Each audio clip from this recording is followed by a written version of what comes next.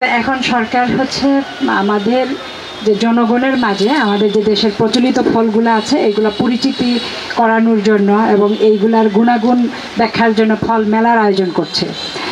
আগে আপনার 90-এর দশক পর্যন্ত স্কুলে বাচ্চাদেরকে ফলের কবিতা শেখানো হতো।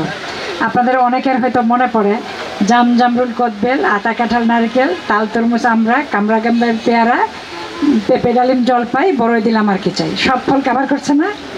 তো এইভাবে শেখানো হতো। এখন বাচ্চারা আমার মনে হয় তারা এই বাংলাদেশি ফলের মধ্যে আম কলা আর বেশি কিছু চিনবে না, সম্ভবত দু একটা বড়ই বা পেয়ারা চিনতে পারে, আর বাকি ফল কিন্তু অনেকেই চেনে না। কিন্তু আমাদের দেশে যেই ফলগুলো হয় এইগুলা সত্যিই হচ্ছে গিয়ে অনেক টেস্টি।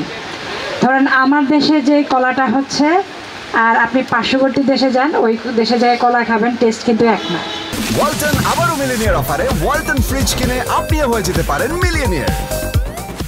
আমাদের একজন অতিথি বলেছেন ফলের গুণাগুণগুলা সত্যি, আমাদের যে প্রতিদিন যে পুষ্টির চাহিদা, এটা ফলের যে অংশটা এটা কিন্তু অন্য কোনো জায়গা থেকে এটা রিকভারি হবে না।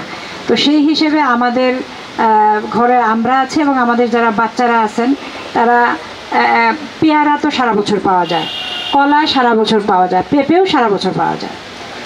আম তো সব বাচ্চাই খায়, আম এবং লিচু কেউ অপছন্দ করে না। লিচুর মতো সুস্বাদু ফল নেই, আমের মতোও সুস্বাদু নেই। আমাদের দেশে যেই চমৎকার আম হয় তো সেটা বাচ্চারা খায়, কিন্তু অন্য ফলগুলো খুব